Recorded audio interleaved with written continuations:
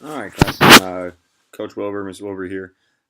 Just gonna go over one of our basic skills, which we're gonna use a lot this year, which is taking word problems, taking English, and turning it into algebra and then solving. So this is really a fundamental skill. We're gonna develop it a lot, and I'm not really particularly worried about the specific math aspects of this.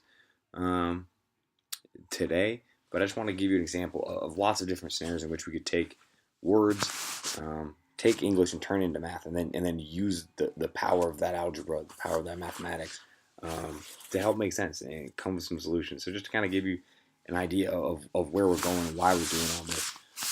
So I'm just going to go through a few examples. The website here is just mathisfun.com. It's under algebra and just their word problem solving stuff. So if you want to look up this resource, pretty straightforward to find. I'll go ahead and backtrack just so you can see kind of how I got there. So it's just under Math is Fun, and now I'm in the Algebra section, okay, which has a lot of good resources. But if you just kind of scroll down, they put it down at the bottom. But for me, this is really a fundamental skill. So we're just gonna go through a couple examples and kind of and see where we're at. And and yeah, just go ahead and watch this video and take notes on it. So we're taking notes. Just kind of right now, what we're talking about is anything that you didn't know, or any process that gets explained. Go ahead and write down on one side um, that process or that surprise, and then kind of annotate it with why it works, or what your reaction was. And we'll kind of develop from there. So the first example here is Sam and Alex play tennis. Okay, on the weekend, Sam played 4 more games than Alex did, and together they played 12 games. Okay, how many games did Alex play? Okay, and this is one of those ones where linguistically I can't figure this one out. But if we go ahead and use algebra, translate it into algebra, into a language that really we can manipulate and do some work with, I think it's gonna be a lot easier. So um, here's kind of the steps for that. You want to make sure we read the whole thing. If we have to do any sketching or drawing, that's always good. Assign letters for the values. So this is a key one. And then work out formulas. So Sam and Alex played tennis. On the weekend, Sam played 4 more games than Alex did. Together, they played 12 games. How many games did Alex play? So the same question. Make sure we're reading it properly. So let's go ahead and Sam's games, the number of games that Sam played, we'll call S. Right? Helps us keep track of the number of games that Alex played. It's going to be A. So we know that Sam played 4 more games than Alex. So she's going to have, so Sam is going to be equal to Alex's number of games plus 4, right? 4 additional ones. So S is going to be 4 greater than A.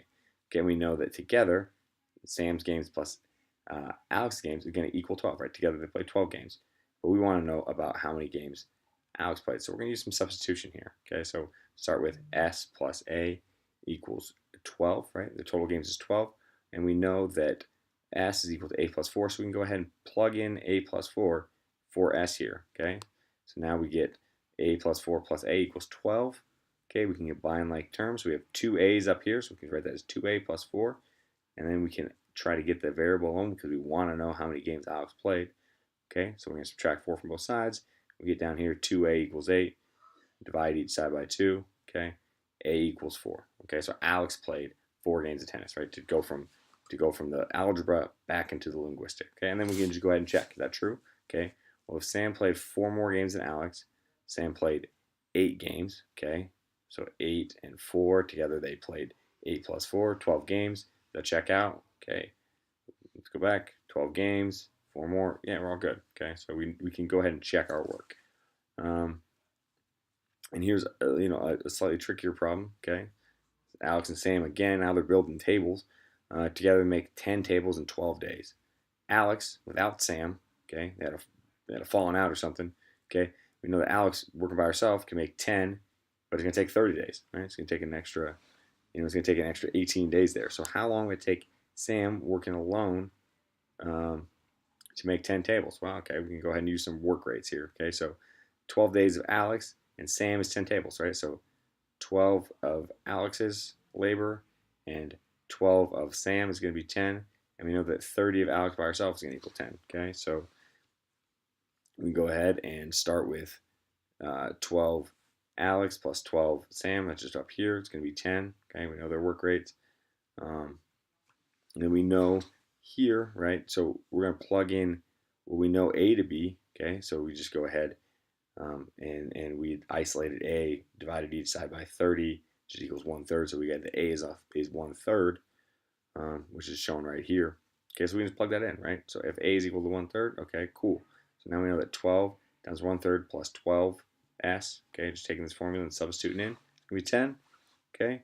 12 times 1/3 is 4, okay, so we get 4 plus 12s equals 10, okay, and then just go ahead and we can subtract, we're going to subtract 4 from both sides. We're trying to figure out Sam's work rate, so we know that 12 s equals 6, divide again, okay, we simplify it on down, we get that s equals 1/2, okay, so we know that Sam can make half a table a day, right, as opposed to Alex, who can make a third of a table a day, okay, so we just think about that, okay, so it's going to take Sam 2 days to make a table, and it's going to make Alex 3 days to make a table, so Sam is a little bit faster, okay, so we know that Sam can make 10 tables in just 20 days, right? So then we can start thinking about things like wages or the value, or who's a better worker, or who's a more productive worker, I should say.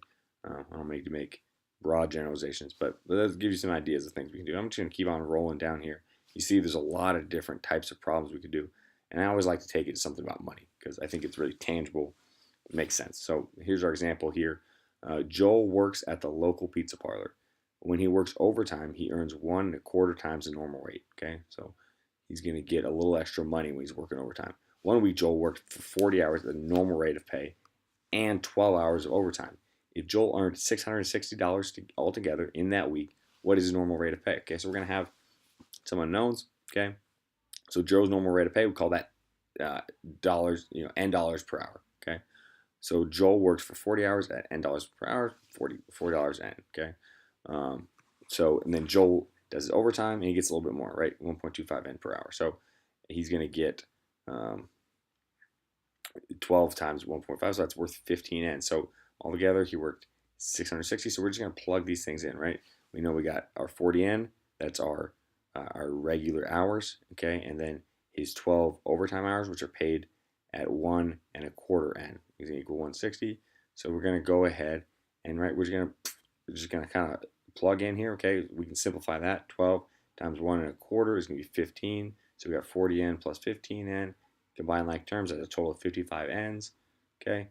And then just divide 660 by 55, and we end up with, okay, he's making $12 an hour, okay? And we can go back and check it, okay? If he's making $12 an hour, then his overtime rate should be 15, right? 1.25 times 12 is 15. So his normal pay should be 40 times 12, 480, plus overtime pay of 12 times $15, 180. Okay, 480 plus 180, that is 660. We're good. Okay, so if you're an employee, you're working, and you can check your paycheck here, right? And it's not too far away from your future, right? So you want to be able to figure out overtime rates and stuff, and make sure that someone's paying what they should. Okay. So go ahead and just go with one last example here, just another kind of accounting one or a money related one. So this is compound interest, which is an important concept. And again, if the math concepts are too much or are unfamiliar, it's not a big deal. Okay. The key here is just showing how broadly applicable this is, and this will be our last one for this video. But one of the things when we're talking about money, we're talking about gaining interest, right? You put your money in the bank and you get more money back. Okay, so Alex here has $2,000. She's put in the bank and an annual compound interest of 11%. Great interest rate. So how much will it be worth in 3 years? And there's a formula to solve for that, right? We take our present value, and then we take whatever 1 plus our interest rate is, so 1 plus 11%, and then we multiply that by the number of periods, how many times it's compounded, okay, at that rate, and that'll give us our future value. So we go ahead and from this word problem, okay, our present value is 2,000. We plug that in. Our interest rate is 11%. We'll plug that in. Our number of periods is 3 years. Okay, so we take those things and we take the language and we turn it into the math, and we can go ahead and solve, right? So our future value is going to be equal to present value times 1 plus interest rate times the number of cycles. Okay, present value from above was 2,000. Our interest rate was 11. Number of cycles 3. And we're just going to evaluate. So 1 plus 0.11, it's 11%, so it's 1.11 to the third power is going to give us this figure here, 1.367631. Okay, and we're going to multiply by 2,000, right? Because that's our formula. And we get here, and we're just going to round to the nearest cent because we're not going to go beyond that. And we get $2,735.26, right? So we've increased our value, right? Because I talk about this, okay? In 3 years, we've increased our value by $735.26.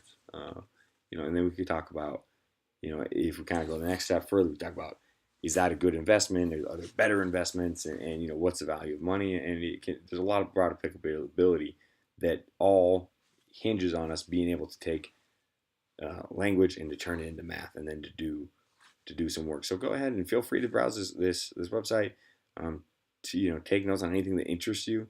Definitely take notes on how this process goes, where we take ideas that are presented linguistically in English, and then turn them into math. So that's definitely a process we want to get a lot of experience with, and it'll be really helpful as we go forward throughout this class. So hope you enjoyed this video. Hope you got something from it. So feel free to ask me any questions on it that you have in class, and we'll be talking about these ideas and playing with them a little bit in class on Thursday. All right, thanks, y'all.